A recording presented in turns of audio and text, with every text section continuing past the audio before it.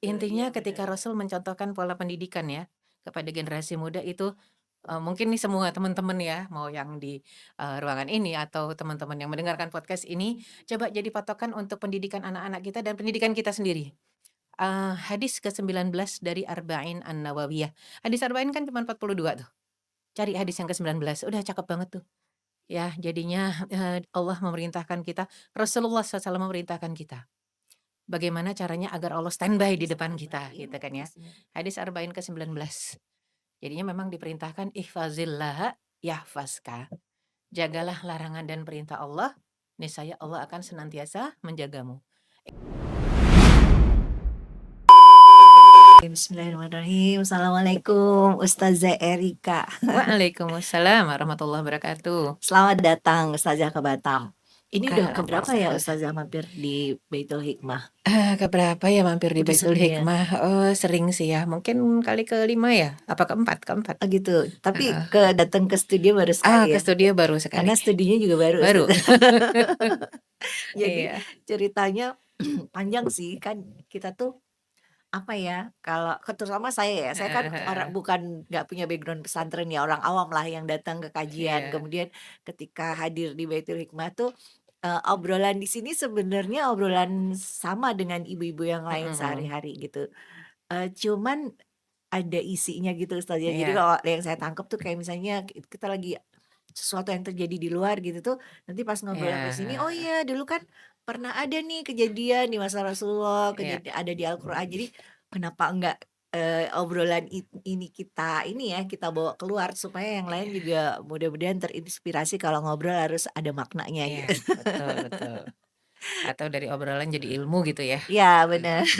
Oke, Ustazah jadi selain yang baru ini di studio, Ustazah Iya. ternyata di Baitul Hikmah juga ada yang baru yaitu Barik Kantin. Oh, Masya Allah. Iya, jadi tadi kalau Ustazah dateng, Heeh kan heeh di depan tuh heeh. ada kantin yang jualan pisang wijen ya, Iya, nanti pisang nyobain ya. wijennya ya lihat lihat dari jauh. Iya, kita juga ini Ustazah, punya, apa namanya, menu minuman. Jadi Heeh. mungkin Ustazah bisa mau mau minum apa nih? Atau mau yang di sini atau mau yang, panas? Ini Yang es panas sih, kalau ada kopi latte boleh? latte, oke. Coffee latte, heeh, no sugar tapi ya. Kopi latte panas ya, no sugar. Heeh. Tolong dicatat ya. Oke, sebentar. Iya, saya pesankan dulu.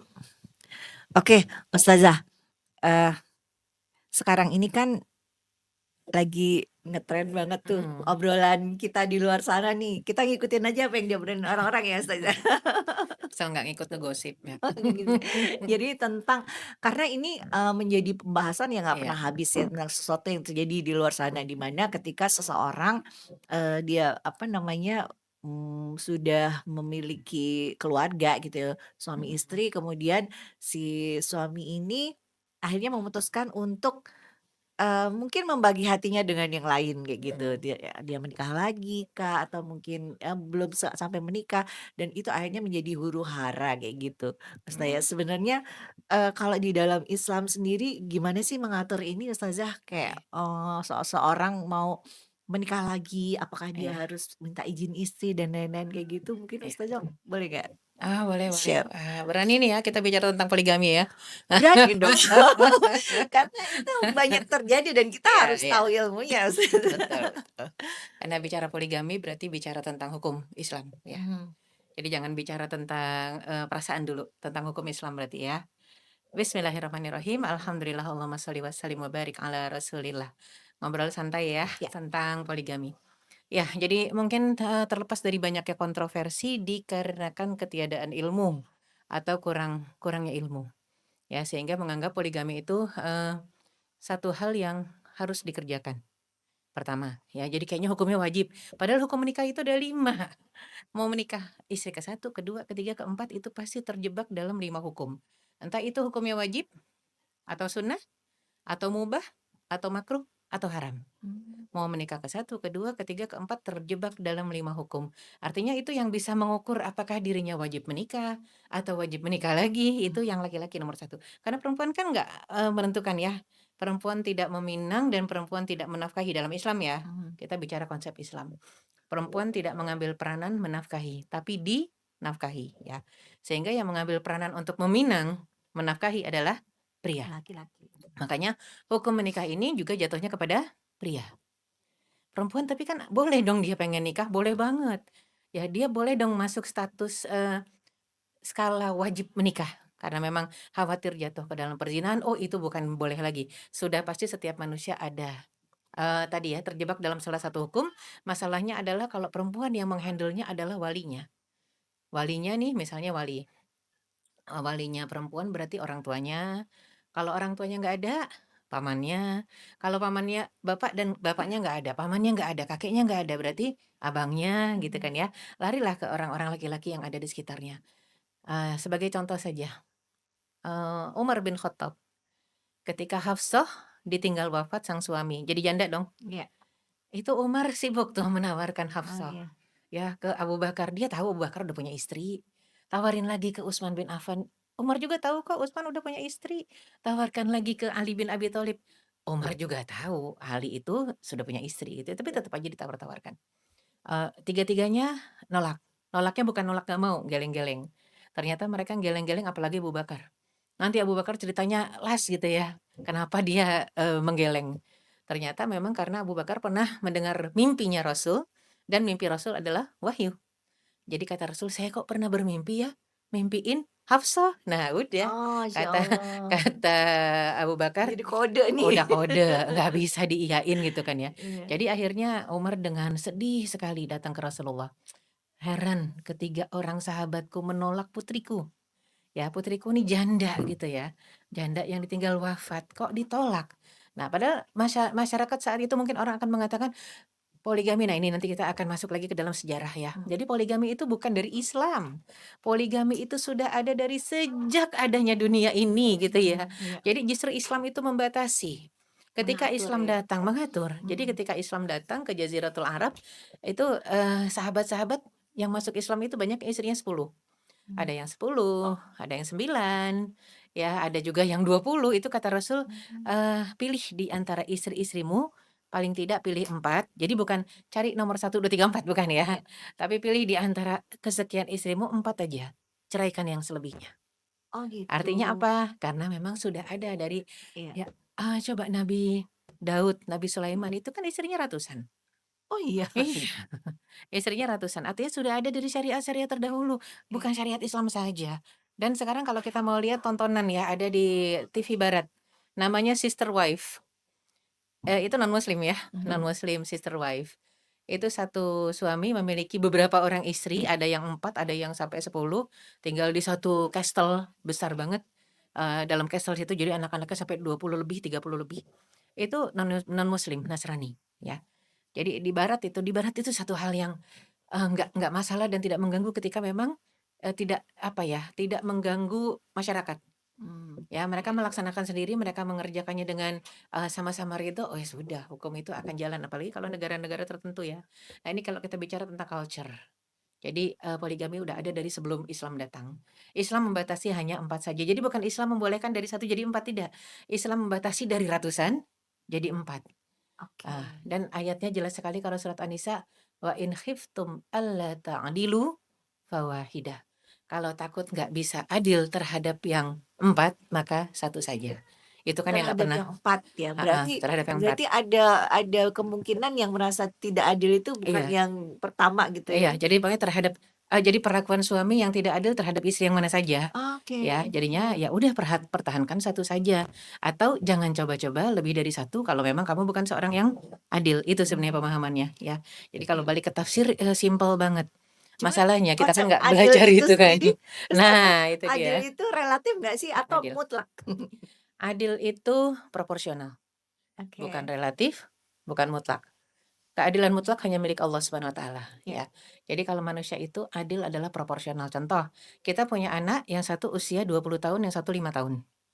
Paling kecil si bungsu 5 tahun, si abang 20 tahun. Adil nggak kalau kita beliin baju si abang ketika kita belikan baju si bungsu? Size 5 tahun dong. Biar adil si abang harus pakai size 5 tahun? Nggak mungkin dong. Iya. Atau kita beliin baju si abang yang 20 tahun kita bilang, "Biar adil kita juga harus beliin si adik 5 tahun dengan size 20 tahun." Kan adil. Nah, bukan itu adil. Adil ternyata proporsional. Istri yang anaknya misalnya yang satu anaknya 10, yang satu anaknya satu. Nah, ini keadilannya proporsional. Iya, Kebutuhan anak satu dengan kebutuhan anak 10 pasti beda. iya. Nah, itulah keadilan dalam Islam ya. Jadi makanya nggak boleh pakai perasaan, nggak boleh baper, nggak boleh Tapi bawa kan perasaan. perasaan itu hadir seiring dengan kelahiran kita Ustazah. Gimana dong? Iya, manusia punya perasaan ya, kalau nggak punya perasaan namanya malaikat gitu ya. Iya itulah, makanya perasaan-perasaan wanita ini terutama, wanita ini makhluk, kalau kata Rasulullah, "Al-qawarir, rifqan bil qawarir." Lemah lembutlah dengan gelas-gelas kaca.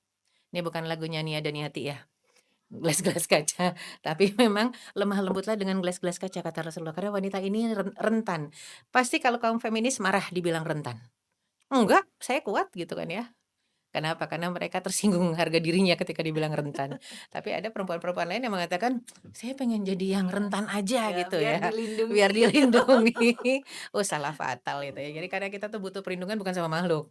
Ah, iya iya, betul betul, iya Intinya benar. ketika Rasul mencontohkan pola pendidikan ya, kepada generasi muda itu, mungkin nih semua teman-teman ya, mau yang di, ruangan ini atau teman-teman yang mendengarkan podcast ini, coba jadi patokan untuk pendidikan anak-anak kita dan pendidikan kita sendiri. Hadis ke-19 dari Arba'in An-Nawawiyah.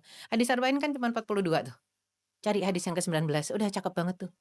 Ya, jadinya, Allah memerintahkan kita, Rasulullah SAW memerintahkan kita, bagaimana caranya agar Allah standby di depan kita, Standby, gitu kan ya. maksudnya. Hadis Arba'in ke-19, jadinya memang diperintahkan, ihfazillaha yahfazka, jagalah larangan dan perintah Allah, niscaya Allah akan senantiasa menjagamu. Ihfazillaha tajidhu tujahaka. Jagalah larangan dan perintah Allah, niscaya engkau akan dapati Allah standby di hadapanmu. Wa idza sta'anta fasta'in billah. Kalau mau minta tolonglah sama Allah. Ingat tadi ya, kan kita kadang-kadang suka pengen, aduh butuh ada Superman gitu kan ya, Iya iya iya. dibanding di samping seorang wanita gitu ya. Ternyata Allah lah yang maha kuat ya, semua manusia lemah. Wa khuliqal insanu dha'ifa, diciptakan manusia itu selemah-lemahnya sifat, selemah-lemahnya apapun juga lah coba kalau kita lihat kemarin kita ada di masa pandemi, 2 tahun hampir ya, Iya. itu orang sekuat apapun keok dengan Mhm, virus yang tidak nampak iya. kecuali dengan preparat diperbesar pula gitu ya. Jadi memang, itulah, sisi kelemahan manusia. Artinya minta tolong apapun juga kepada Allah. Surat Al-Ikhlas sebenarnya ya, Allahus Samad, Allah tempat bergantung. Kadang-kadang kita bergantung sama suami itu ya kesalahan ada di kita sih, salah gantung kok sama makhluk lemah. Suami kita tuh lemah, kita bergantung sama dia ya bakalan kecewa. Jadi bergantunglah kepada Allah Subhanahu wa taala. Jadi rasa-rasa ini juga perlu ditarbiyah, dididik gitu ya. Mhm. Gimana harus bergantung total kepada Allah. Fa idza Berarti rasa ini sta'anta, bisa dilatih dong? bisa, Saya bisa kalau banget. ngobrol sama Ustazah Erika nih, apa ya, jadi kesannya tuh kayak mudah banget gitu, kayak meng-handle ini tuh sesuatu yang kayaknya tuh, not a big deal gitu. Berarti sebenarnya tuh, pelajaran tentang ini ya, tentang konsep pernikahan, tentang Heeh. bagaimana, seharusnya kita kayak misalnya mungkin memilih pasangan, kemudian pernikahan itu mau dibawa kemana, itu harus diajarkan dari kecil Dari dong kecil pastinya, banget. supaya mindset kita terbentuk. Dari kecil, supaya Tapi itu mindset nggak kita merugikan terbentuk. perempuan ya? Oh enggak, justru menguntungkan mereka gitu ya. Malah, mungkin saya karena anak-anaknya lebih banyak perempuan ya, Mmm, sangat khawatir waktu itu apalagi melihat murid-murid saya, banyak perempuan, muslimah, hafizah, sholehah, cantik juga, yang belum nikah di atas 45 tahun banyak. Kendalanya apa? Yang belum nikah di atas 45 tahun banyak sekali. Wah sedih banget saya dan saya berpikir kalau itu terjadi ke anak-anak saya gimana? Makanya anak-anak saya yang 4 saya siapkan, harus mau terima konsep poligami. Mau jadi istri mhm. ke-1, ke-2, ke-3, ke-4 harus mau. Tapi katanya, tadi Ustazah kalau saya nggak salah memahami ketika Ustazah bilang hukum ini Mhm, menikah itu lebih ada 5, kepada laki-laki itu, mhm, berarti sebenarnya perempuan tidak wajib dong menikah? bukan jangan salah perempuan ketika sudah wajib menikah yang wajib mencarikan siapa? Walinya. Oh gitu. Oh orang tua dosa besar kalau nggak nyariin. Orang tua kalau tidak Kalau anaknya nggak mengikhtiarkan, mau dicariin? ya itu kesalahan orang tua mendidik anak. Jadi Oh, kalau nggak oke. mau dicariin, harus mau Iya iya harus iya. mau dicarikan. Jadinya Mhm. murid-murid saya juga saya carikan, tetap saya carikan. Yang udah banyak sekali, mungkin lebih dari 30 orangan ya, yang Masya 40 Allah. tahun ke atas. Itu sering kalau ada, oh ada yang nyari istri atau cari istri lagi, kan ada juga yang udah meninggal ya, nyari misalnya udah jadi tergantung, jadi ternyata orangnya mungkin boleh boleh jadi siap, orang tuanya yang tidak siap. Tapi kalau Iya, misalnya kayak menikah lagi, ini kan yang banyak terjadi nih suami, mhm, menikah lagi, ketahuan mhm, istrinya, akhirnya jadi mhm, boom gitu ya, iya apalagi iya, istrinya memviralkan itu di media sosial dan akhirnya betul, jadi rumit gitu ya. mhm mhm Sebenarnya mhm. kalau, suami menikah lagi itu perlu izin nggak sih sama istrinya? Bagus pertanyaannya. Jadi gini ya, kalau sebagai seorang muslim tentunya, tolok ukurnya, pedoman dasarnya, tempat merujuknya, baliknya kepada Al-Qur'an, sunnah, sirah, sejarah Mmm, ya. iya. Itu semuanya udah ada tuh. Wah, kalau kita mau lihat flashback selalu ada. Flashback Mhm. lagi ke masa Rasul ada solusinya, ada masalahnya cuman satu, mau pakai enggak, gitu aja. Kita mau pakai hukum itu atau enggak gitu kan, kadang-kadang biasanya kan jawabannya, "Ah, itu kan Rasul, itu kan 14 abad yang lalu Ustazah," gitu Kita ya. kan bukan rasul. Kita bukan Rasul, udah hidup 14 abad sesudahnya. Ya Allah Ustazah gitu, ketinggalan zaman dan bla bla bla bla bla banyak. Nggak ada yang pernah berkaca dengan Palestina.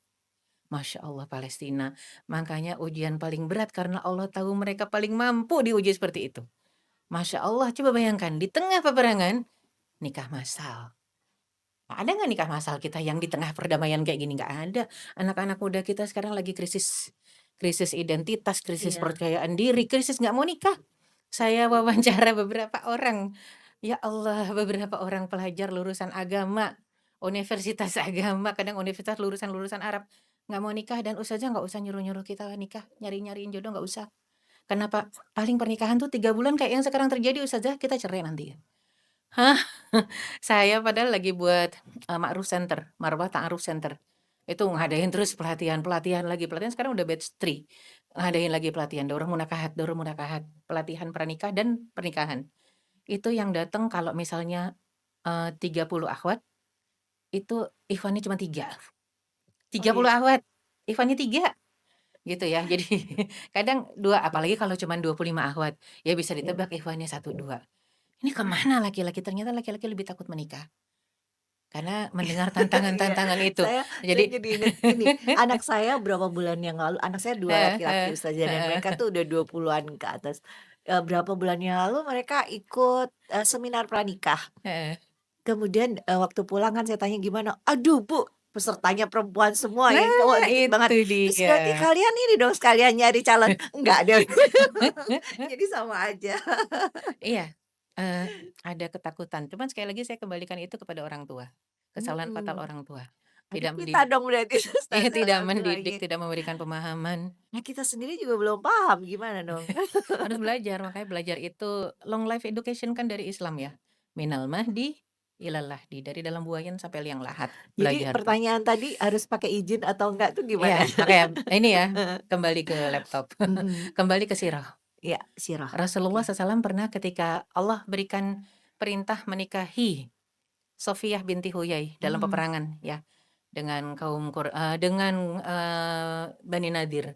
Jadi peperangan dengan satu kaum Yahudi ya, kemudian Sofiyah binti Huyai binti Sofia tuh Akhtab, berarti orang orang Yahudi. Yahudi, iya. Huyai bin Akhtabnya sudah dibunuh oleh para sahabat. Mmm, Nah, jadi semua dong sisanya kalau pokoknya kalau dulu tuh gentle perang, kepala suku terbunuh, pasti berhenti perang. Tapi mmm, berarti sukunya semua, ditawan. oke jadi Pilihannya cuman tawanan ya, masuk Islam dibebaskan, nggak masuk Islam jadi tawanan. jadi budak Heeh, berarti? jadi budak, ya. Mhm, Oleh karena itu biasanya sih kalau dalam Islam nanti akhirnya dinikah-nikahin tuh, perempuan-perempuan itu ditawarkan Islam, dibebaskan. Ya mhm. cuman memang kan dikasih dikasih pilihan. Nah pada saat itu Huyai binti Akhtab, Oh ya, Sofiyah binti Huyai bin Akhtab itu jadi tawanannya, salah seorang sahabat yang sering wajahnya dipakai oleh Jibril wajahnya ya. Jadi, Dihyah. Dihyah itu iya. sahabat paling ganteng itu wajahnya sering jadi kalau Jibril turun ke tengah-tengah Rasul, ke tengah sahabat itu suka ngambil wajahnya Dihyah. Kenapa? Karena dia paling ganteng, Jibril tahu ya. Jadi sering pakai wajahnya dia. Pernah Khadijah tuh juga datang kaget ngelihat, "Siapa tuh?" Kata Rasul, "Siapa itu Khadijah?" "Ah, itu mah," kata Khadijah, "Dihya." "Bukan, itu Jibril pakai wajahnya Dihya." Jibril aja tahu ya harus pakai wajah siapa ketika turun gitu ya, wajahnya Dihya. Jadi, Sofiyah jatuh undiannya ke tangannya Dihya. Jadi ketika Dihya mendekati, kata Sofiyah, "Nanti dulu, saya mau mengadakan negosiasi. Saya mau ditukar. Saya jadi milik Rasulullah." Pinter nih Sofia. Nah, sesudah ditukar ya Rasul karena kan kalau Rasul itu punya hak khusus. Hak khusus kalau ada wanita menyerahkan diri harus mau, kecuali Rasulnya nggak mau. Mmm. Jadi pas Rasul lihat, wah anak kepala suku, ya saya mau, udah. Akhirnya tuker, yang jadi milik Rasul dikasih ke dia tuker, Oh, itu Sofia. dapatnya karena undian ya? Diundi diundi Oh. siapa nih, siapa, udah akhirnya begitu udah jadi, milik Rasul, Rasul tawarkan, "Islam, kalau kamu masuk Islam, seluruh, kabilahmu bebas." Ya udah kata Sofia, "Saya Islam, saya masuk Islam." Makanya disebutnya wanita yang penuh barokah. Karena dia Mmm. seluruh kabilah Huyai bin Akhtab bebas. Akhirnya yang bebas itu akhirnya juga masuk Islam semua, ya. Jadinya ini satu hal, nah satu kejadian. Apakah Rasul izin dulu? Saat itu dalam peperangan, Rasul membawa istrinya, siapa? Aisyah. Aisyah. Aisyah itu yang Rasul bawa. Apa Rasul izin dulu sama Aisyah? Ya enggak lah. Orang ini instruksi dari Allah ya nggak perlu pakai izin gitu ya. Udah selesai nikah itu Aisyah ngintip-ngintip itu. Mana sih cewek Yahudi yang pendek tuh katanya. Pendek jelek padahal Sofia itu Wanita dia. cantik. Cantik, pirang rambutnya. Orang Yahudi kok ya. Cantik bener kata Aisyah, mana sih yang pendek jelek kata Rasul. Jangan salah, dia bukan wanita Yahudi, sekarang muslimah. Diem aja Aisyah, pasti bete kan ya. Tanda-tanda nih. Sekarang sekarang muslimah dan sudah diperistri gitu kan ya.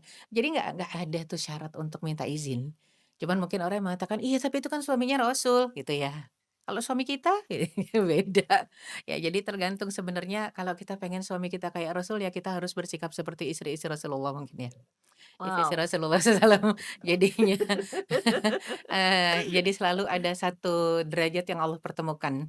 Ya dan itu derajat nggak mungkin salah, tidak mungkin salah. Artinya kalau kita bisa menjadi orang yang seperti itu, maka Allah akan cocokkan dengan orang yang sama. Dan tadi kan disebutkan sekarang laki-laki banyak yang ingin membagi hati. Ketika Allah mengatakan, boleh dibatasi sampai 4, Mhm. dibatasi hanya 4. Itu buat perempuan kan berarti 100 dibagi 4 ya? Ya, 25. Ya, Itu 100 ada nggak sih dibagi Ustazah, 4 sama kenapa dengan angkanya 4 25. gitu, kenapa nggak Nah, 7 gitu? padahal padahal kata Allah, kamu punya 100% dikali 4. Jadi Oke, bukan 100 dibagi 4, tapi 100% harus dikerjakan oleh laki-laki di setiap 4 istri itu. Ya artinya dia di rumah A berarti harus 100% all out, mhm, di rumah B harus 100% juga, di rumah ketiga juga harus 100%, di rumah tapi keempat harus waktu kan 100%. nggak bisa Iya ditambah Ustazah, iya, waktu nggak bisa 24 ditambah. jam tetap. Memang, makanya kita stressing-nya kepada mutu, kualitas, bukan kuantitas. Banyak kok sekarang, Mhm. misalnya kita masalah pendidikan, pendidikan anak ya, betapa banyak sekarang anak-anak yang, terkena, fatherless ya. Fatherless itu fenomena ayah yang tidak ikut mengasuh, Mmm. ya. Apakah karena ayahnya sibuk? Apakah karena ibunya sibuk? Ada juga yang ayah ibunya di rumah aja, tapi di Tapi rumah saja nggak ada megang handphone. handphone. Jadi masalahnya sekarang adalah mutu. Banyak yang ayah ibunya di luar rumah, tidak berdekatan secara fisik, tapi ternyata mutunya bagus. Mmm. Dia walaupun di luar rumah, dia telepon, dia video call, dia tanya, "Kamu aktivitasnya apa Nak sekarang? Udah sholat belum? Udah ngaji belum?" Ya, jadinya, "Kamu main sama siapa?" Perhatiannya itu ada, "Apa masalahnya di rumah?" Jadi walaupun kita berjauhan fisik, kalau memang hati pertama, ya minta juga ini pentingnya doa pengikat hati ya. Doa pengikat hati Heeh, gimana tuh Ustazah? doa robitoh doa robitoh. Oh, Ya, robah oke. hatihil qulub. Jadinya jadi kita minta, kepada Allah yang menyatukan hati untuk menyatukan hati kita, pakai bahasa Indonesia juga bisa. Ya, jadinya Hati kita tuh hati semua termasuk semua istri yang iya, nomor sekian. Tapi termasuk. jadi gini Ustazah, pertanyaan kan saya ada titipan pertanyaan juga nih, Mhm tentang, apakah misalnya mhm, istri itu harus ridho gitu loh mhm jika pernikahan suaminya mhm menikah lagi. Apabila ternyata mhm istrinya tidak ridho, apakah mhm. pernikahan itu sah atau tidak kayak gitu. Itu menurut pandangan Islam Oh, gimana pandangan nih? Islam, ya. Jadi ini penting kalau bicara ridho, berarti bicara kaitan antara manusia dengan takdir Allah Subhanahu wa taala, Mmm. bukan dengan perbuatan manusia sesama manusia. Kalau misalnya ada satu manusia menzolimi manusia yang lain, contoh ya, kita kerampokan, kita kemasukan maling di rumah, terhadap malingnya pasti kita nggak ridho. Iya. Barang kita hilang juga begitu. Tapi terhadap takdir itu, oh harus ridho. Bedakan. Siapa yang mengizinkan maling masuk rumah? Allah. Allah. Mhm. Siapa yang mengizinkan maling merampok rumah? Allah. Menggerakkan hati dia Menggerakkan untuk hati dia untuk masuk ke rumah kita, kan iya. banyak rumah di sekeliling kita, kok Mmm. rumah kita yang dipilih. Itu kan karena Allah. Jadi harus ridho dengan yang itu. Itu yang nggak bisa orang bedakan antara ridho dengan takdir, dicampur adukan dengan ridho dengan perbuatan maksiat. Beda. Makanya kenapa tidak boleh ridho dengan perbuatan maksiat. Ya, apakah kita benci perbuatan maksiatnya atau orangnya? Contoh, Perbuatannya perbuatannya. harusnya. Ada kita dokter Mhm. di satu rumah sakit. Datang pasien yang parah banget sakitnya. Pasien sudah kritis banget, kritis stadium 3. Yang mau kita enyahkan itu pasiennya apa penyakitnya? Ya bukan pasiennya mau kita bunuh kan. Gimana caranya nyelamatin pasien? Pokoknya hilangkan penyakitnya, kita rawat betul-betul pasiennya. Ya itu asal bisa membedakan itu. Sehingga makanya kenapa Rasulullah SAW terhadap orang yang menzolimi dia nggak pernah benci. Itu yang susah Mmm. kita logikakan. Ditimpukin kotoran onta setiap hari. Tiba-tiba absen 3 hari anak muda itu dicari. Kalau ada yang ngusilin tiap hari, apalagi kotoran. Kotoran nimpukin terus 3 hari nggak datang, oh kita pasti sangat bersyukur dan nggak bakal kita cariin itu orang kemana gitu ya. Tapi kalau Rasul dicariin, pemuda Yahudi tadi kemana? Yang setiap hari rutin nimpukin. Jangan-jangan dia sakit. Kalau kita kan, oh dia sakit ya? Alhamdulillah. Alhamdulillah nggak ada lagi Kalau nimpukin. nggak akan ada, mati sekalian bagus gitu kan. Kalau Rasul nggak, sakit ya? Sakit. Khawatir Rasul. Hampiri rumahnya, izin kepada ayah pemuda Yahudi tadi yang memang ayahnya orang Yahudi. Kata ayahnya, ya sudah jenguk anaknya. Begitu jenguk benar sakit parah. Rasul bilang, wah kamu nggak ada tanda-tanda selamat. Mau nggak aku selamatkan di akhirat? Di dunia nggak bisa aku nyelamatin, tapi di akhirat. Pemuda tadi nengokin bapaknya, ngelirik bapaknya. Apa kata bapaknya? Ati' Abul Qasim. Taati Abul Qasim. Rasul kan Abul Qasim. Iya. Nurut aja sama Abul Qasim. Akhirnya pemuda tadi mengatakan iya mau. Ucapkan asyhadu alla ilaha illallah wa asyhadu anna Muhammadar Rasulullah. Ngucap gitu, habis ngucap mati. Itu seumur hidup kerjaannya cuman gangguin Rasul, nimpukin kotoran onta, mati Matinya masuk masuk surga. surga, Itu. Masya Allah. Tapi kan kita nggak ngerti kita matinya kapan. Iya benar Jadi nggak benar. bisa bilang, ya saya usil dulu deh nanti pas mau mati taubat. Lah kalau matinya ada space. Kalau ternyata nggak punya space langsung gitu kan. Itu nggak ada Ini kesempatan. agak rumit sih di otak saya nih. Kita harus Harus ridho dengan takdir Allah, tapi jangan ridho pada kemaksiatan. Kan kalau misalnya iya. oke suami ini, dia menikah lagi dengan cara kayak Mhm. misalnya mungkin dia ini berhubungan dulu dengan ponakan istrinya, Mmm. itu kan maksiat nih. Kita Mmm, nggak boleh mmm, ridho dong mmm. sama maksiat nih ya. Maksiatnya nggak boleh Tapi ridho, kita harus tapi dengan ridho dengan nikahnya harus ridho. sebentar, kepala saya mau pecah. Ada minuman nggak? Udah datang belum Oh, pesanannya? udah datang Kayaknya saya mau pesanannya. banting racun nih. Udah datang pesanannya. Punya Ustazah Eka apa panas ya? Ada sate dingin, Oh, kopi latte ada di dingin. sini. Ada, yang penting low sugar lah.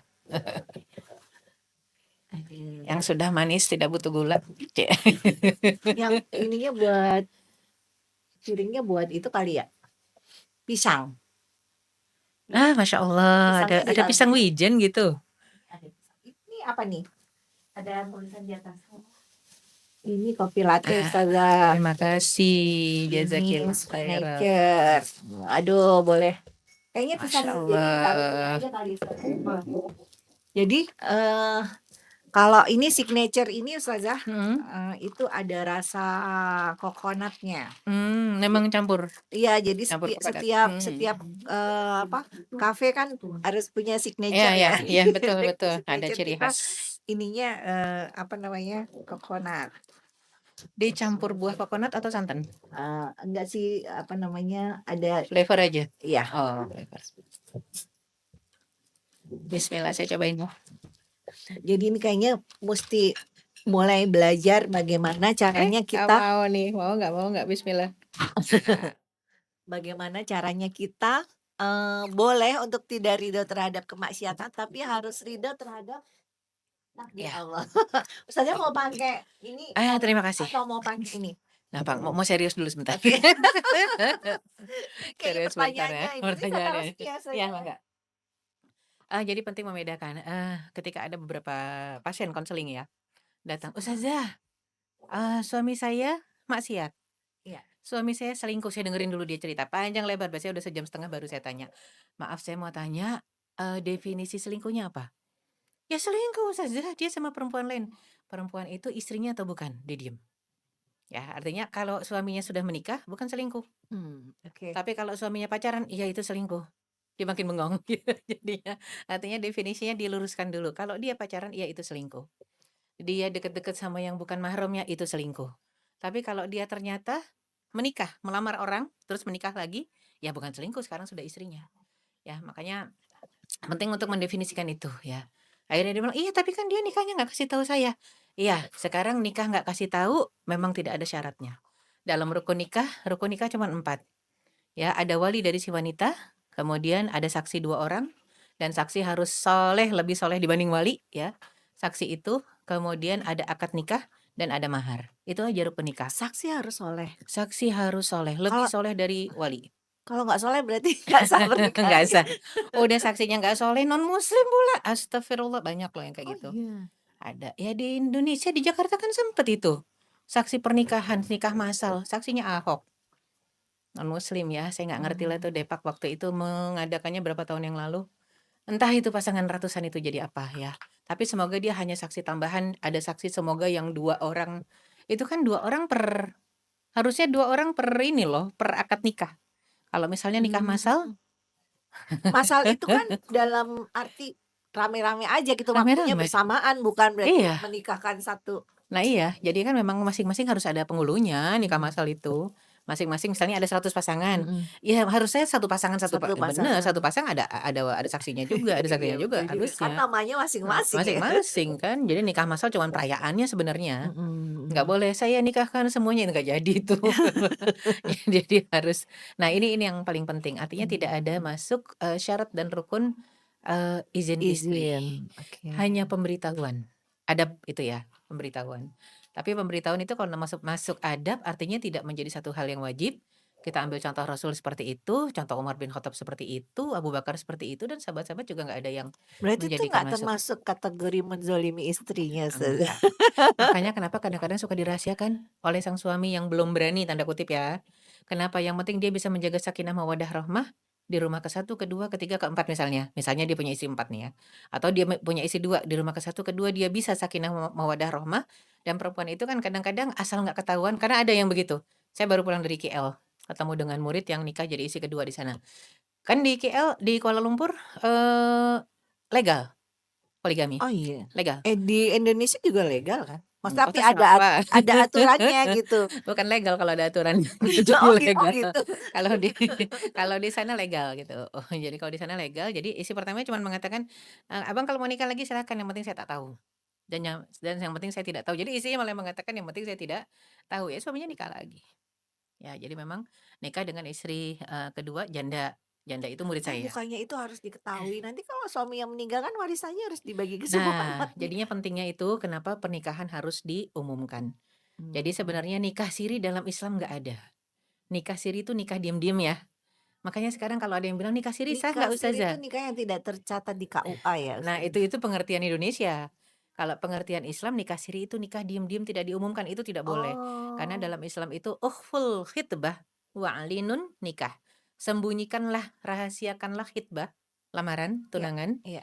ya pinangan, dan umumkan pernikahan. Sebenarnya kenapa sih kok dirahasiakan hitbahnya? Wah, selagi janur kuning belum berkibar orang masih suka Boleh menikung, serobot-serobotan. boleh Nah menikung. itu yang nggak boleh. Oh gitu Likulli ya. dzi ni'matin mahsud. Setiap kenikmatan pasti ada orang yang hasad, yang dengki. Mmm. Jangan sampai orang, jangankan kalau sekarang mah saking buruknya, akhlak dan adab manusia akhir zaman. Jadi kita nggak boleh mengatakan buruknya zaman, karena zaman itu bukan makhluk hidup gitu ya. Iya. Yang buruk orang yang mengisi zaman tadi. Jadi memang kalau disebutkan ternyata, orang-orang zaman sekarang bukan lagi menanti janur kuning, tidak. Bahkan sudah nikah saja gitu kan ya. "Wah, aku tunggu jandamu," ditunggu. Atau bahkan cinta ditolak dukun bertindak, Iya. itu kan bahaya ya. Jadi memang sebisa mungkin merahasiakan. Sampai memang waktunya akad nikah, umumkan. Oh Akad oke. nikah umumkan, yang bahaya kan dirahasiakan semuanya. Artinya sampai Mmm. akad nikah juga nggak ada yang tahu sama sekali, oh nggak boleh, sampai orang tua aja ada yang nggak tahu kok. Ya padahal orang tua itulah wali kan, artinya yang paling tidak yang namanya mengumumkan itu, seberapa banyak paling tidak? Paling tidak ada 50 orang, itu sudah umumkan tuh, itu udah pengumuman tuh 50 orang aja. Udah ada saksi, ada wali, ada Bikin story keluarga IG gitu? heeh, apalagi itu udah pengumuman itu. Nah, cuman memang pas hadir di akad nikahnya Ah, itu, oke, yang paling beda penting ya? orang yang hadir. Mhm mhm. 50 aja intimate lah ya mungkin ya kalau Iya sekarang, iya. yang intimate, resepsi intimate ya yang 50 sampai 100. Sebenarnya barokah itu ada di masa pandemi ya, karena kan, cuman 30 orang, Iya, 50 orang iya, gitu kan, bener. 100 orang gitu kan, malah kadang ada yang drive thru gitu. Oh iya ada tuh Ustaz. Nekat drive-thru tuh masa pandemi itu udah paling paling barokah, artinya diumumkan tapi dengan cara yang Mhm mhm. simple, Iya elegan, iya nggak iya, hambur-hambur nggak uang, menghabiskan nggak banyak menghabiskan uang, iya banyak uang, betul betul. itu barokahnya di sana. Makanya setiap kejadian pasti ada hikmahnya, ada barokahnya. Ini masalahnya kan kita balik lagi ke masalah apa nggak merasa terzolimi gitu Iya kan ya, iya. kalau tahu. Kalau nggak tahu tuh kan nggak apa-apa kadang-kadang. Makanya kenapa kadang-kadang suka ada laki-laki yang kurang berani akhirnya mengambil, keputusan untuk tidak memberitahu. Kalau misalnya dia, Mhm sudah memberanikan diri, mhm. kemudian, meminta izin pada istrinya, Iya, memberitahulah mhm ya pada mhm, istrinya, dan istrinya tidak ridho, "Saya nggak mau," gitu, di dua, terus akhirnya dia mhm. sembunyi-sembunyi, gitu gimana Ustaz? Itu dia, makanya pentingnya untuk bicara masalah poligami ini dari sebelum nikah, Oh gitu? harusnya ya. Entar nggak ada yang mau nikah sama dia. Tapi sebenarnya Karena itu dia, wacana kan ya, itu cuman mhm, wacana dan bukannya sekarang penting untuk kita pahami. Tadi saya cerita murid-murid saya banyak yang, cantik, hafizah, gadis 40 tahun, yang belum menikah. Apakah itu, pilihan? Tentunya bukan pilihan mereka, itu takdir. Banyak yang datang melamar, cuman memang mungkin mereka nggak siap jadi istri kedua. Ya, atau tidak siap menikah dengan duda yang punya anak.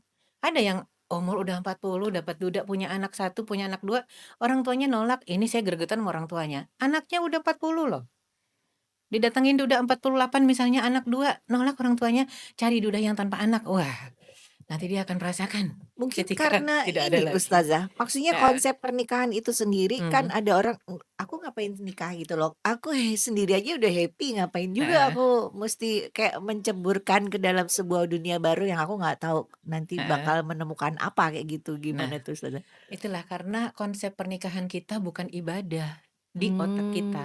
Iya, Padahal di dalam syariat nikah itu adalah ibadah. ibadah. Orang ada yang nggak mau pahala dari ibadah, nggak ada.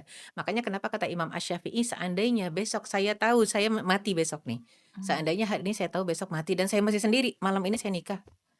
Kenapa? Karena pengen ketemu Allah dengan nisfuddin yang sudah lengkap. Kan melengkapi nisfuddin, pernikahan itu melengkapi separuh dari agama. Jadi kata Imam Asy-Syafi'i, seandainya saya tahu besok saya mati dan saya masih sendiri belum nikah, saya akan nikah malam ini. Padahal kalau pakai logika, emang ada orang yang mau nikah dengan calon mayat besok? Nggak mau ya. Tapi kan ini sayanya gitu loh, kitanya sudah punya prinsip, saya pengen ketemu Allah dalam kondisi agama sempurna. Makanya orang Palestina, orang-orang yang Masya Allah, Allah kasih tuh syahid di sana, syuhada di sana nggak bakal datang ke Indonesia, nggak. Kenapa? Karena nggak pantas orang Indonesia dapatkan syahid. Makanya di sana orang-orang yang udah tahu ini perang, iya nikah iya. anak-anak mudanya. Kenapa mereka menikah? Oh, bukan buat seneng-seneng. Mereka Mereka menikah harus konsep itu memperbanyak. kan kalau konsep seperti itu kan seharusnya, Heeh. berlaku secara umum di Iya. masyarakat yang kita Mmm, huni gitu loh, maksudnya di mana mhm, kita tinggal di mhm, situ, atau budaya ya. mhm. Ketika itu belum terjadi kan berat juga Ustazah. Itu tugas orang tua, makanya kenapa semua orang tua di setiap zaman itu bertugas dan mempunyai kewajiban mendidik anaknya dengan konsep Islam. Anak-anak udah banyak yang kehilangan konsep sekarang, ya. Orang tuanya juga udah nggak ngerti konsep pendidikan Islam. Makanya kenapa sekarang masalah bullying berakhir kepada bunuh Ya, diri. Di zaman saya orang dikata-katain biasa aja, "Ceking lo, gendut lo, gito, doyok." Nggak ada yang bunuh diri.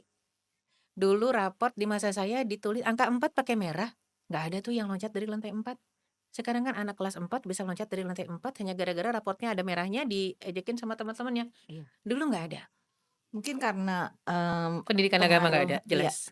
orang tuh kayak punya standar baru gitu ya, kalau Ah, dikatakan sukses atau dikatakan ini nah, tuh seperti ini gitu. Jadi kalau ketika dia iya. nggak bisa achieve itu tuh kayak kayak belum Dulu dulu yang nggak naik kelas teman-teman nih, nggak naik mhm, kelas, rapotnya jelek, merah, pas nerima nyengir. Sampai rumah pasti diomelin dong, besoknya masuk sekolah.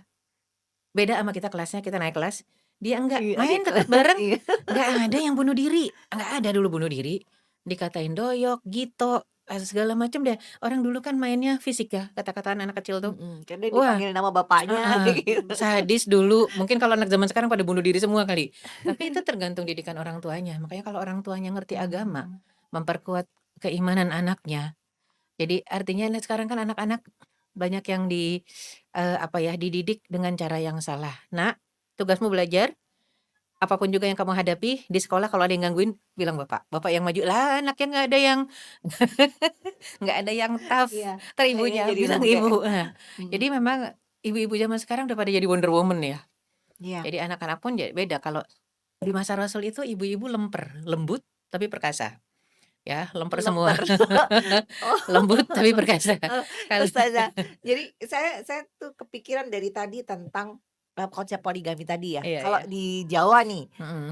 kan berarti kan emang poligami itu kan bukan bukan, Selir. bukan Islam kan I gitu. Maksudnya bukan ajaran Islam, tapi justru Islam Islam tuh mengatur kayak Membatasi, gitu. mengatur. Nah, berarti di Jawa sebelum masuknya Islam gitu kan juga ada tuh. Ada selir-selir. Dan kebanyakannya itu adalah raja-raja, kayak Eh, pejabat-pejabat, dan jadi ada permaisuri dan selir. Sehingga iya. itulah yang mungkin sampai sekarang jadi kalau misalnya punya suami gitu ya, punya istri banyak gitu ya, ada satu yang jadi permaisurinya, yang lain jadi selirnya kayak Mhm gitu. mhm. Nah, itu yang kita nggak mau Ustazah, maksudnya nggak mau anaknya jadi selir kayak gitu kan. Iya, karena selir di Jawa, di adat Jawa, saya orang Jawa ya, di adat Jawa itu selir apalagi kalau di keraton, Mmm. bukan diperistri.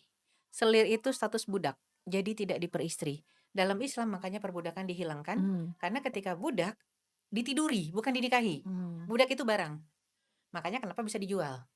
Iya, iya. Jadi makanya kenapa kalau Rasul memperistri Maria Kiptiah, Mhm. itu dibebaskan, nggak jadi budak lagi, jadi istri Rasul. Mmm. Aslinya nggak diperistri, hanya dimiliki. Makanya semua budak Islam membebaskan perbudakan, karena budak adalah barang yang dimiliki. Sehingga kalau anak budak, ya itu jadi anak-anaknya budak, cuman kalau memang bapaknya merdeka, dia bisa menjadi anak orang merdeka, tapi anaknya doang, Oh, ibunya iya. tetap budak. Ibunya tetap Nah budak. nah itu yang dihapus oleh Islam, Iya, makanya kan kalau makanya ada pas apa gitu pasti selalu heeh, ininya membebaskan budak kayak gitu ya. membebaskan budak karena wah, bukan dari Islam sama sekali dan kita wajar lah kalau kita tanya, "Kalau gitu orang-orang Jawa," mohon maaf nenek moyang kita orang apa? Bukan orang pelaut ya. Nenek moyang kita Hindu-Buddha, bukan Iya. Islam. Makanya dia tidak Mhm. pakai ajaran menikahi selir, nggak ada. Iya, Selir iya. itu budak. Mmm. Makanya kita nggak mau dong anak-anak kita juga jadi budak, kita mau anak kita dinikahi. Makanya jangan ada nikah siri kalau bisa. Jangan pakai siri yang disembunyikan begitu. Oke. Ya, jadilah cowok-cowok gentle gitu loh. Kalau mau nikah 2 3 4 gentle dong gitu ya. Makanya tugasnya adalah laki-laki mengedukasi istri pertama dari sebelum nikah. Edukasi bukan Oh. bukan siap poligami, bukan. Poligami bagian dari syariat dan itu tidak akan terjadi kecuali Allah izinkan. Mhm. Doa Nah, aja itu agar Allah tidak gimana izinkan saya. caranya mendeteksi ini kita tuh termasuk yang diizinkan atau tidak gitu kan.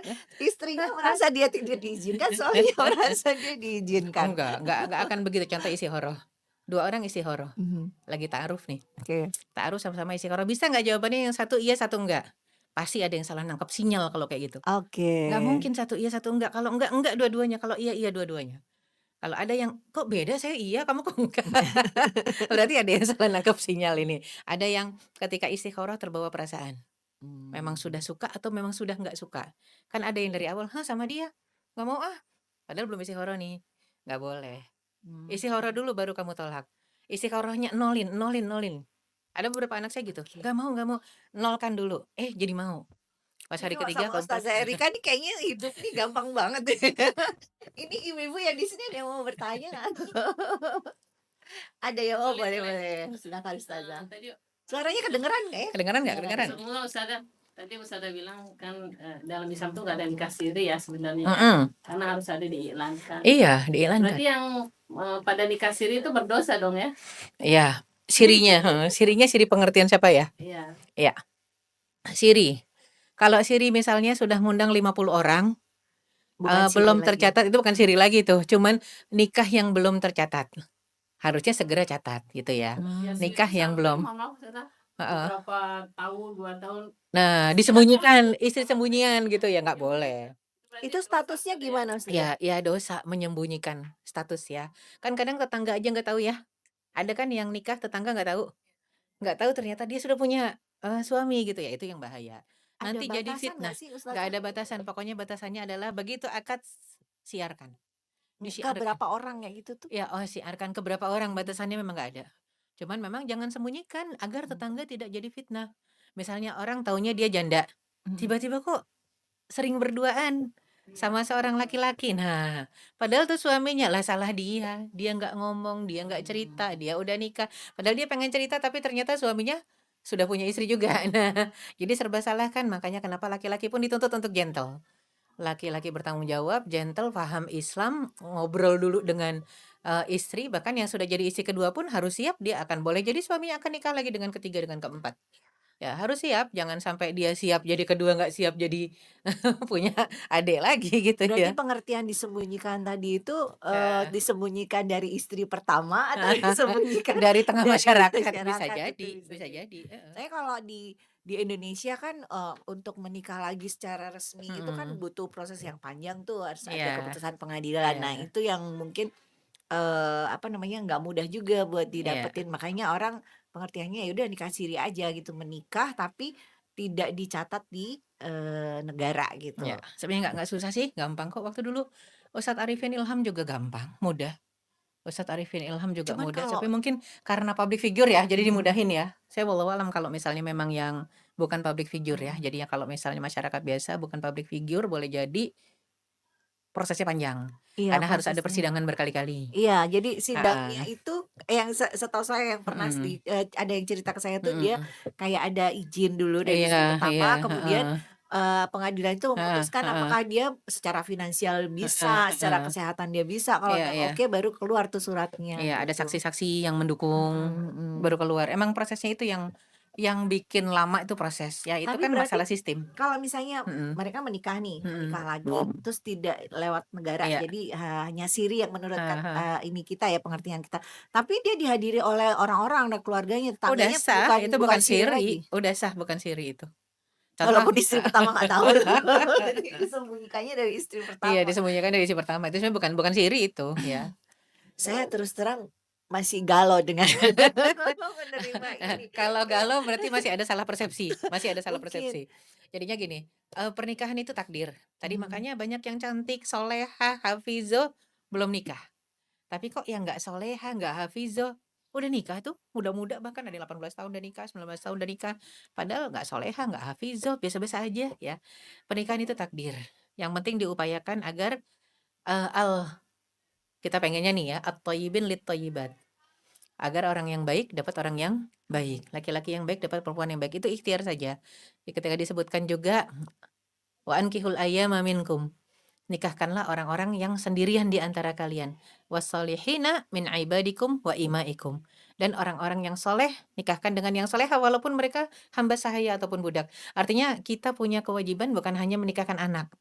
Tapi sampai hamba sahaya dan budak yang kita miliki. Nggak punya sekarang udah nggak ada pembantu. Berarti juga pilihin jodohnya itu ya. mhm. Yang soleh dengan yang soleha itu punya punya kewajiban kita. Ya, iyakunu fuqara yughnihimullahu min fadli. Kalau mereka fakir Allah akan mampukan dengan menikah. Artinya yang penting bukan cuma sekedar nyariin jodoh tapi tadi edukasi. Mhm. Diedukasi Iya. keilmuannya, ada hak, ada kewajiban dalam rumah tangga, kamu harus begini, kamu harus begitu. Edukasi seperti itu. Makanya kan penting untuk cari pembantu dalam rumah tangga juga kan harus audisi ya. Yang ngerti artinya, Oh, oke. harus begitu. Jadi kalau saya lihat benang merahnya kayaknya gini deh, kebanyakan kayak perempuan yang awam ya mungkin seperti Iya saya iya, gitu yang kayak masih belum bisa menerima konsep poligami itu, atau pernikahan pada umumnya lah yang mhm ada orang mhm yang, takut menikah, mhm, mungkin lebih ke kekhawatiran ya, iya, maksudnya kekhawatiran karena kita nggak tahu nih apa yang di depan nih bakal seperti apa, jangan-jangan entar gini, jangan-jangan entar gitu. mhm. Itu sih berarti, bener masuknya kita belum belum belum tawakal dong. Kok kayak gitu Iya, ceritanya, kan kata gimana tuh Rasul, Ustazah? "Al-waswasu minasyaiton." Syaiton, Was-was oh itu kan dari setan kan ya. astagfirullahaladzim. Atau gini, Heeh. Ustaz Hafid Iya, juga enggak. yang laki-lakinya itu belum keuangan bisa jadi gitu. Bisa jadi, Kalau perempuan heeh, kan mungkin tadi kata Ustazah ada yang hafizo yang cantik, yang Masya mhm Allah lah ya. Kenapa nggak menikah-menikah? Bisa jadi menunggu laki-laki yang memang al-qawiyul amin gitu. mhm. Al-Qawman, tapi nggak datang-datang. Jadi permasalahannya sebenarnya bukan di kitanya nggak siap ya, di perempuannya nggak siap gitu Ustazah. Tapi sosok laki-lakinya itu Mungkin Yang kom di antara sejuta laki-laki masa satu aja nggak ada yang kom? Iya, bagus pertanyaan Ustazah, bagus pertanyaan Ustazah. Bagus, karena yang datang itu rata-rata ustadz. Ada yang memang cari isi kedua, isi pertama yang nyariin. Masalahnya adalah di orang tua gadis-gadis ini. Orang tua gadis-gadis ini tidak teredukasi. Jadi sangat disayangkan ketika kita hijrah, tolong raih orang tua kita. Gandeng tangan orang tua kita untuk ikut hijrah bareng. Jadi pemikiran kita jangan kita doang yang islami ini, sama nanti deh sama calon suami cari yang islami. Orang tua kita nggak islami, mandek kita nggak jalan. Ya begitu dapat, oh masya Allah, ada yang ketua pesantren. Ini benar-benar udah punya pesantren, ada beberapa pesantren, dia sibuk dakwah, isi pertamanya sibuk dakwah. Sampai isi pertamanya mengatakan, "Bang, kita cari deh ini apa madu yang hafizah, kita suruh pegang pesantren kita." Itu juga nggak mau. Orang tuanya? Ya nggak Orang mau tuanya orang tua si perempuan yang kedua nih ya. Artinya ini dari sekian banyak, murid, itu kagak ada yang mau. "Hah? Istri kedua nggak mau?" Padahal muridnya mah, "Saya siap ustazah," tapi orang tua nggak siap, perempuan susah kan ya, kalau orang tuanya nggak dan kalau siap. di kita tuh malah kayak gitu tuh dibully loh Ustazah. Ah, itu dia lah, masyarakat kita tuh, netizen Indonesia tuh hebat. Menentukan, bisa Iya, menentukan. karena kita ilmunya kurang Ilmunya sih ya. kurang, iya iya, ilmu agama terutama ya, masalah ilmu Mhm. agama. Banyak yang pinter kok netizen kita. Banyak yang pinter, orang yang nonton, sosial media, podcast, banyak yang pinter, cerdas, masalahnya dari sisi agama mungkin kurang. Makanya ada kewajiban orang-orang yang paham untuk mengedukasi semuanya. Jadi, itulah dia kenapa kok misal di Malaysia ini nggak jadi masalah, bahkan dilegalkan oleh negara. Ya karena pemahaman agamanya mungkin, lebih untuk sisi itu. Kan manusia kadang-kadang beda di beberapa sisi ya. Ada sisi, satu sisi sosial masyarakatnya bagus, satu lagi masalah apa lagi bagus, ada yang masalah, mungkin, toleransinya bagus. Indonesia terkenal toleransinya luar biasa. Karena kita dari Sabang sampai Merauke kan beda-beda semua ya, Iya iya, nggak pernah ada budayanya yang lain-lain. budaya Betul. beda-beda, nggak ada yang Melayu semua gitu kan. Tapi itu terkenal kita di dunia, toleransi kita lebih di atas yang lain. Makanya jangan jangan aja ada satu orang terzolimi, terungkap ke media, dari Sabang sampai Merauke pasti ngebelain. Ya ya makanya itu diakui oleh dunia itu. Indonesia itu kekuatannya di situ, toleransi, masalah toleransi. Jadinya, ya itu tadi, kekuatan, masyarakat yang ini kan people power ya. Iya. Alangkah baiknya kalau people power tadi juga teredukasi, karena kalau mau ditanya people power ini agamanya mayoritas apa? Islam. Muslim. Mhm. Sayangnya kurang teredukasi aja. Jadi emang kerja keras ustadz, ustazah untuk memberikan, eee, pemahaman, menyampaikan yang sebenarnya seperti apa. Jadi jangan khawatir juga. Bukan satu keharusan, bukan kewajiban pula. Boleh jadi masuk standar mubah aja suami kita, enggak boleh jadi. Jangan-jangan bukan mubah atau sunnah, jangan-jangan makruh dia kalau poligami lagi. Boleh jadi ini masalahnya adakah si laki-laki ini paham agama atau tidak gitu kan. Iya. Tapi ketika yang datang memang sudah, bagus agamanya, sempurna, dilihat nggak adalah manusia sempurna itu Rasulullah saja. Artinya selebihnya kita kan bukan rasul, pasti nggak ada yang sempurna. Tapi dilihat dari sisi qawamahnya sudah bagus, apa yang harus ditolak sebenarnya? Jadi itu yang harusnya disampaikan juga ke anak-anak gadis kita. Anak-anak gadis kita seandainya belum nikah gitu ya. Nanti datang laki-laki yang istrinya ternyata soleha dan mempersilahkan suaminya untuk, melamar kamu. Kalau Umi akan izinkan. Ya, dan Abi udah pasti ngizinin kan bapaknya gimana ibunya. Dan jadinya udah deh gimana ibunya kalau dia, "Udahlah kalau ibunya udah ngizinin udah, kamu harus siap." Istikharah tapi untuk nolak dan nerima istikharah. Ya udah itu aja. Tapi sih takdirnya emang nikahnya semuanya nggak sama bukan dengan laki-laki yang sudah beristri. Saya udah nikahin anak semua, termasuk Mariam yang paling kecil. Usia Mariam, berapa itu yang paling yang paling kecil? kecil 20 tahun nikah Oh, kemarin. Masya Dan itu Allah. juga nggak langsung di KUA, karena lagi lamaran. Malam itu lamaran, malam itu saya bilang, "Bawa mahar nggak?" Yang laki-lakinya ternyata bawa bawa mahar. "Akad nikah aja malam ini," jadi, langsung akad nikah. Oh, Masya Malam itu Allah. jadinya, Semudah itu ya. langsung. Cuman memang beda ya, Iya. makanya sekali lagi zaman beda. Saya dulu nikah Mhm. 20 tahun, beda dengan anak saya yang 20 tahun ini. 20 tahun saya lebih matang. Mmm. Zaman ke sini tantangannya makin besar, 20 tahun yang sekarang memang masih kayak anak kecil.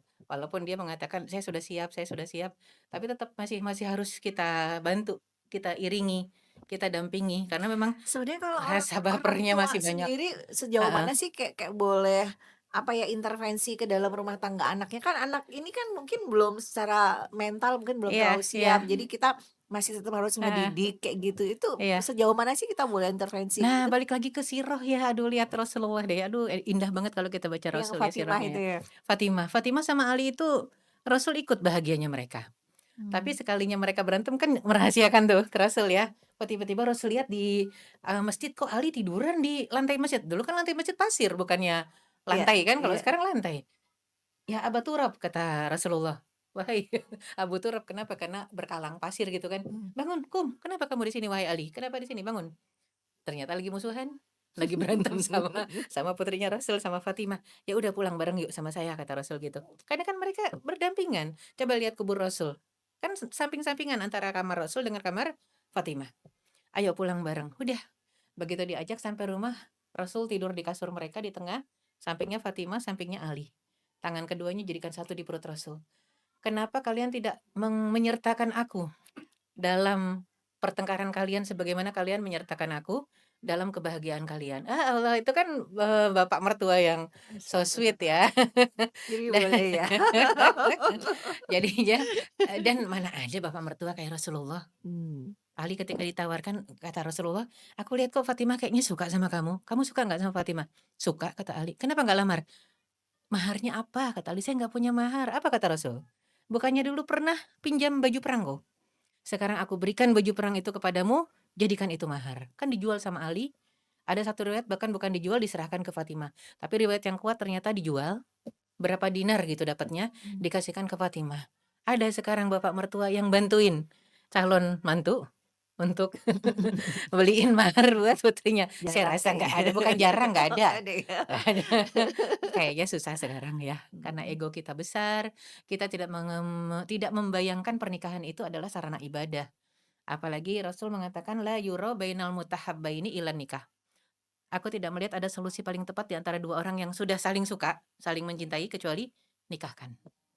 Jadi Rasul tuh ngelirik-lirik, "Oh Fatimah kayaknya kalau ada Ali mukanya merah gitu ya, serem gitu." Ali juga suka ngelirik-lirik pandang. Udah Rasul itu bapak yang cepat tanggap. Makanya langsung nanya, "Fatimah kamu mau ya sama Ali?" Mesem-mesem diem. Kan kalau diemnya gadis itu iya. Ya udah tanya ke ahli, "Suka nggak?" "Suka." "Kenapa nggak lamar?" "Nggak punya uang." Jadi kalau kita kan, "Kenapa nggak ngelamar, nggak punya uang?" Ya udah mundur gitu.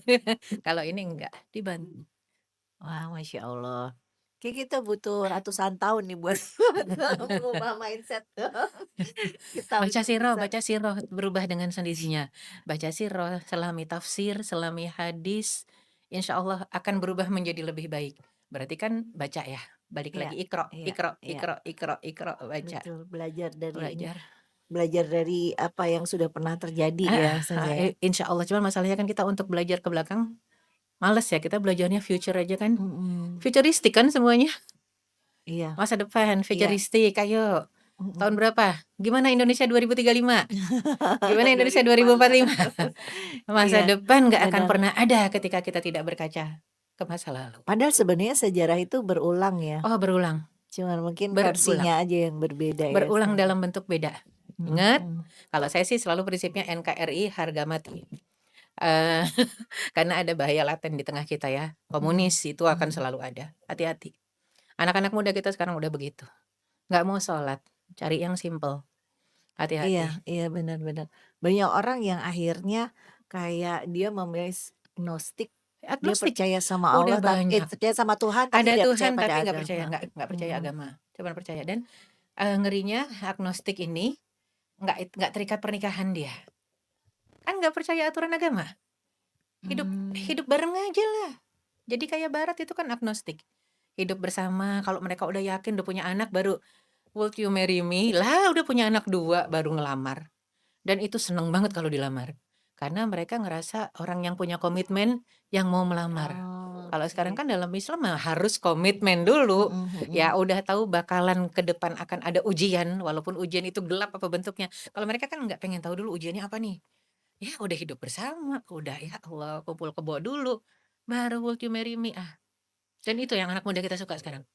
Oke. Jadi Ustazah, ketika, Hmm, eee, fenomena yang terjadi sekarang ya, yang banyak terjadi sekarang Heeh. kita kan seorang istri diselingkuhin, apalah suaminya menikah lagi, kemudian dia tahu Heeh. dan dia memviralkan. Heeh. Kalau kayak gitu jadi yang salah istri pertamanya dong karena dia pekerjaan Ya, memviralkan semua itu. semua punya andil salah. Kenapa punya andil salah? Suami tidak mengedukasi istri, suami juga nggak belajar, berarti dia belum punya qawamah sebelum dia menikah. Terus mengambil lagi, tanggung jawab kedua, padahal yang pertama aja belum selesai, belum finish, yang pertama mungkin belum ngerti agama, dia sudah ngambil lagi yang kedua, itu juga jadi ikut andil salah. Sehingga, masalahnya nanti di akhirat, kita nggak bisa salah-salahan. Dzalika takhasamu ahlun nar, itu kalau penduduk neraka, naudzubillah, semoga nggak ada yang masuk neraka di antara kita. Kalau semua yang ada di neraka itu salah-salahan. Ya Allah, yang sana tambahin tuh apa namanya, siksaannya, Siksanya. karena, saya ini ngikutin dia doang gitu. Saya cuma diajak doang. Terus jadinya yang sana juga bilang gitu, "Lah jangan saya dong, dia diajak kok mau?" Ya akhirnya kata Allah, "Apa likulli minkum di'fin minal adzab." Masing-masing dikasih azab yang berlipat ganda karena yang ngajak salah, yang mau diajak salah. Artinya yang pemicunya salah, yang akhirnya kita kebawa dia, kan banyak juga yang nyalain suami kan. Mhm. "Saya ini begini gara-gara suami saya." "Oh tetep aja kamu yang salah, kenapa kok gara-gara suami kamu jadi begitu?" Gitu kan ya. Oke, Gitu. Ustazah. Ini mungkin siapa tahu ada yang membutuhkan ya. Iya, Apabila terjadi nih mhm, seseorang istri kemudian suaminya, dia sudah terbukti sudah memiliki istri baru gitu ya, dan itu kan sebenarnya nggak apa-apa juga kan iya, kalau dia Islam. kalau sudah nikah. Apa nih yang harus kita lakukan? Bagaimana supaya hidup kita baik-baik saja ke depan? Iya, Tips Ustazah. nomor satu, masuk surga itu 2 syaratnya, illa bihablin minallah wa hablin minan nas. Masuk surga harus bagus hablum minallah dan hablum minan nasnya. Mhm, Nomor satu, kalau kita ngerasa hablum minan nas kita kayaknya belum bisa bagus nih, perbaiki hablum minallah. Nomor satu hablum minan nas yang belum bisa bagus sama siapa? Pasti sama madu kan? iya, benar Ya, benar. jadinya hablum minallahnya perbaiki. Dan minta sama Allah, "Ya Allah, perbaiki hablum minannas saya." Ya jadi sama siapa aja, sama semuanya. Itu paling penting, karena kalau satu saja hablum minallah bagus, hablum minannas buruk, tetap masuk neraka. Atau sebaliknya, hablum minannas baik, hablum minallahnya yang buruk. Sama aja. Contoh ada orang yang suka dermawan, mohon maaf, nggak punya Tuhan, bukan muslim, ya nggak ada nilainya juga. Iya. Tapi ada orang muslim, tapi jahat banget sama orang lain. Itu seperti yang dipertanyakan oleh para sahabat ketika ada seorang sahabiah wafat. Para sahabat bertanya, "Hal hiya finnar am fil jannah?" Nih yang wafat ini tempatnya di neraka atau di surga? Kata Rasulullah, "Gimana sih kesehariannya?" Ya ternyata kata para sahabat, "Shawwamah qawwamah." Karena sahabat salah persepsi. Rasul nanya bagaimana kesehariannya itu, bukan ibadahnya, sahabat jawabnya, "Shawwamah, rajin puasa, qawwamah, rajin qiyam." Kata Rasul, "Itu urusan dia sama Allah, bukan urusan saya. Yang saya tanya bagaimana kesehariannya terhadap manusia." Wah, kata sahabat, "Makanya kita tanya di neraka apa di surga?" Lidahnya pedes, suka nyakitin, kasar, ya, syatama hadza wa akala mala hadza, kadang-kadang menghina yang sana, underestimate, dan makan harta, ya, kadang-kadang minjem barang nggak ngembaliin. Rasul refleks tuh mengatakan, "Hiya finnar." Jadi neraka, padahal shawwamah qawwamah, rajin puasa, rajin qiyamul lail. Artinya hablum minallah bagus tanpa ada bukti di hablum minannas. Salat itu kan hablum minallah ya. Buktinya apa? Tanha 'anil fasya'i Wah, wal munkar. munkar, mencegah kita dari perbuatan keji dan Berarti dia, munkar. sholat sama ininya mungkin belum Nggak bener. berdampak, iya. Jadi Mmm. makanya kenapa orang kalau hubungannya dengan Allah baik, sama manusia ya kayak Rasul gitu, selalu, Mhm. Berarti pertama tuh harus lapang, ridho dulu terhadap takdirnya, kemudian ikhlas. apa, perbaiki hubungan dengan Hubungan dengan Allah. Allah, itu nanti otomatis Allah yang perbaiki hubungan kita dengan manusia. Mmm, Rasul kan bisa itu ya nyuapin peminta-minta buta di pojok pasar iya, Madinah, mhm. Yahudi pula. Padahal dia yang Padahal nyela-nyela ngata-ngatain, terus heeh. kan. Bisa kalau kita mungkin kita nyuapin orang yang nyelain kita, kita sodok aja gitu ya Mhm. nyuapin. Kadang nolong Tapi orang, orangnya nggak bilang makasih aja heeh, gitu, kita kan kesel gitu. kesel kan ya, "Kok nggak terima kasih sih?" Gitu kan ya. Itu pun kita baru sadar begitu Abu Bakar kan menceritakan, Mhm. oh ternyata Rasul tiap kali nyuapin tuh, orang itu menghina-hina Rasul, tapi Rasul nggak bilang, "Tahu nggak siapa saya?" Kan yang kamu hinain, Rasul nggak bilang gitu, bisa tahan, sabar. Begitu Rasul wafat baru Abu Bakar merasakan kan pas nyuapin, mulai itu ya Mhm. si kakek-kakek itu menghina-hina Rasul, kesel lah Abu Bakar. Makanya si kakek bilang, "Stop, kamu bukan yang biasa nyuapin saya. beda suapannya kalau sahur. Ternyata yang biasa ya Rasulullah itulah, kenapa Rasul bisa begitu karena tadi, ternyata dampak dari hablum minallahnya. Hablum Mhm. minallahnya bener, bagus, wasta'inu bisobri wassalah, kalau misalnya ada di antara kita yang resah langsung nggak, sabar, sholat, sabar, sholat, sabar, sholat. Jangan ngapa-ngapain dulu, sabar dulu terus sholat, sabar dulu terus sholat, jangan langsung interogasi, jangan langsung labrak, sabar, sholat, insya Allah, entar Allah kasih jalan, apapun Berarti kita bentuknya. juga nggak bisa ini dong Ustazah, kayak misalnya kan, sering ada orang tuh Mhm, kayaknya tuh dia ahli agama, mungkin punya pesantren dan lain-lain, tapi ternyata mungkin dia melakukan kezoliman kayak gitu. mhm. Daripada kita bilang, "Ah, dia aja yang ahli agama," itu Mhm. mending kita mikirin kita sendiri ya. Iya bener, Apakah hubungan saya dengan Allah sudah bener kayak gitu. betul, karena dia ahli agama kan kata kita, kelihatannya. Oh, Ketika iya dia betul ibadah sama Allah juga. gimana hatinya? Kita nggak tahu. Kok Iya iya, bisa itu misal legitimasi masyarakat ya. pemimpinnya itu kan Mhm. legitimasi manusia. Pemimpin pesantren, pesantrennya pesantren anak yatim, pedofil. Mhm. Kita ngomong apa? Mau mau bicara apa? Dia kan ahli agama, dia kan kiai, dia ustadz. Emang kita tahu apa tentang dia? Nggak ada yang tahu tentang ibadahnya. Iya iya, benar benar. Harusnya kalau memang dia sudah bagus hablum minallahnya, ya nggak bakal begitu. Berarti kita salah menilai. Makanya nggak boleh menilai Ya, zahir. berdasarkan yang kita lihat aja. Heeh. Wah, Ustazah kalau kita terusin obrolannya bisa sampai jam makan Besok. siang nih. Sampai besok kayaknya. Sampai besok. Aduh, kapan ya kita bisa ngobrol lagi Ustazah? Selama Ustazah. saya di Batam lah. Kalau Ustazah setiap kali ke Batam mampir ya ke sini. Insya Allah, insya Allah. Seru banget soalnya ngobrol sama Ustazah Rika nih bener-bener, membuka hati dan pikiran Amin kita. amin amin amin. Insya Allah deh makin dikencengin belajar sirahnya. Ada lagi mau nanya? Apa itu ini yang ada di sini? Hah? Sudah? Oh ada nih. Seorang anak yang apa namanya melibatkan orang tuanya dalam mempertahankan rumah tangga Iya, misalnya. cakep.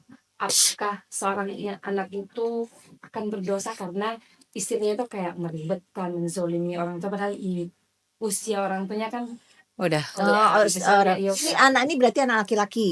mau anak perempuan atau Oke Oke oke. oke. laki-laki istrinya tuh rumah tangganya diambang kehancuran, Iya, tapi ingin melibatkan ke orang tua. Jadi menyertakan. segala kayak aib atau apa Heeh. kekurangan pasangan diceritakan sama orang tua dan orang tua ikut andil. Apakah seorang anak ini berdua pasangan ini berdosa karena merepotkan orang tua atau Iya, menzalimi orang tuanya cakep. gitu? Apakah Iya. sampai di situ juga batasan orang tua, misalnya kalau anaknya udah nikah, apakah sudah berhenti tanggung jawabnya mengurus anaknya? Cakep. Ada jawaban Cakep Ustazah. pertanyaannya. Emang kayaknya kita besok harus nyambung. Iya nih Ustazah wajib Harus nih. nyambung. Ini pertanyaannya 2 jam sendiri jawabannya. Artinya secara karena itu masalah persepsi ya. Hmm. Secara singkat, di Indonesia terutama ya, seseorang ketika sudah menikahkan anaknya dia lepas tanggung jawab. Saya sudah selesai tugasnya. Jadi anaknya mau sholat, nggak sholat, mau maksiat, mau ngapain aja sama cucu-cucu sama sama anak-anaknya lagi berarti kan cucu ya? Udah nggak peduli dia. Dia nggak lihat sirah lagi. Rasul itu ngurusin Hasan Hussein sampai mengakikahi Hasan Hussein karena tahu Ali nggak sanggup. Rasul yang mengakikahi Hasan Hussein, Rasul yang ngurusin, Rasul yang bawa ke masjid sholat karena Ali kerjanya di, kebun kurma, punya orang Yahudi. Rasul care banget, takut cucu-cucunya makanin kurma yang Hmm. jatuh di kebun itu. Ya Allah, apa Rasul mengatakan, "Fatimah udah selesai nikah saya lepas tangan?" Tidak. Ya, jadi memang, siapa yang bilang kalau udah jadi nenek dan kakek lepas tangan. Tadi yang Rasul mendamaikan Ali dengan Fatimah, ya makanya kata Rasul, "Sebagaimana kalian menyertakan ketika bahagia, sertakan aku ketika kalian bertengkar." Jadiin satu tuh tangan dua, berdua itu akhirnya Hmm. jadi damai gitu ya. Masalahnya mindset kita beda sekarang. Ya begitu sudah selesai, selesai bener-bener tuh. Jadi kita kaget mungkin kalau ngelihat ada ibu-ibu majelis taklim, nenek-nenek, solehah, tiba-tiba ngajak, anaknya. Kaget kita pakaian anaknya kurang bahan gitu ya, pusernya kemana ya terus tangannya kemana udah, "Bu, rambutnya kemana?" "Itu putrinya." "Iya." "Dia udah nikah Ustazah, udah bukan urusan saya." "Kan dosanya ditanggung suaminya." "Hah? Siapa bilang?" Gitu kan, dosa nggak ada yang ditanggung orang Oh, lain gitu, aduh. Jadi begitu memang, ibu-ibu. cukup miris apalagi besoknya ngajak anaknya, cucunya ya. Wah pakaiannya lebih seru, lagi pakai, belly dance jadi anaknya jadi kadang-kadang suka kaget-kaget kita ngelihat kayak begitu. Ya itu Makanya kenapa butuh 2 jam lagi kalau untuk Boleh nih, membahas, harus nih. eee, Kapan ya? pendidikan, Iya, pendidikan, mmm, metode pendidikan Islam. Dari parenting kecil, ya? parenting, ayat Mmm, sendiri sudah mengatakan, "Wa in khiftum shiqaqa bainihima," kalau kalian khawatir terjadi perselisihan antara suami istri, "fab'atsu hakaman min ahlihi," utus penengah dari keluarga si suami, "wa hakaman min ahliha," utus penengah dari keluarga istri. Ya, jadinya utus penengahnya nih yang kayak gimana hakimnya? Yang ngerti agama, yang nggak pakai mmm, emosi, yang nggak dengerin cuman sepihak. Dudukan yang dua-duanya, wa in yurida islahan yuwaffiqillahu bainahuma.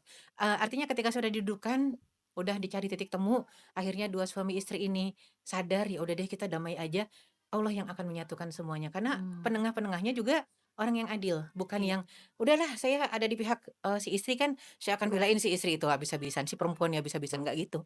Jadi, kan kita kadang suka ngedenger di sebelah pihak ya, coba mhm dudukin mhm, bareng, ternyata beda loh. iya iya, bener bener, ternyata Beda iya, ketika duduk bareng sama dengerin satu. mhm, Makanya suka kadang-kadang kalau ada yang mau konseling keluarga saya bilang, "Oke siapa datang duluan? Istrinya dulu apa suaminya dulu?" Gitu ya. tapi Nah, dua-duanya harus nanti datang? datang, Mmm, siapa duluan? Kadang-kadang mereka ketika ditantangin gitu kaget, "Oh harus datang ya saja dua-duanya?" "Iya saya nggak bisa mutusin kalau cuman satu." "Ya udah deh kita datang barengan aja." Ya udah akhirnya dia yang mutusin datang barengan. mhm, Ketika datang barengan saya tanya, "Siapa yang mau ngomong duluan?" Makanya saya bilang, "Suaminya." Nanti dia pasti malu, "Ladies first." Ya udah. Ketika udah denger penjelasan istrinya kayak gitu baru suami bilang, "Oh, ibu salah paham tuh sama saya," gitu jadinya. Jadi selalu akan ada titik temu.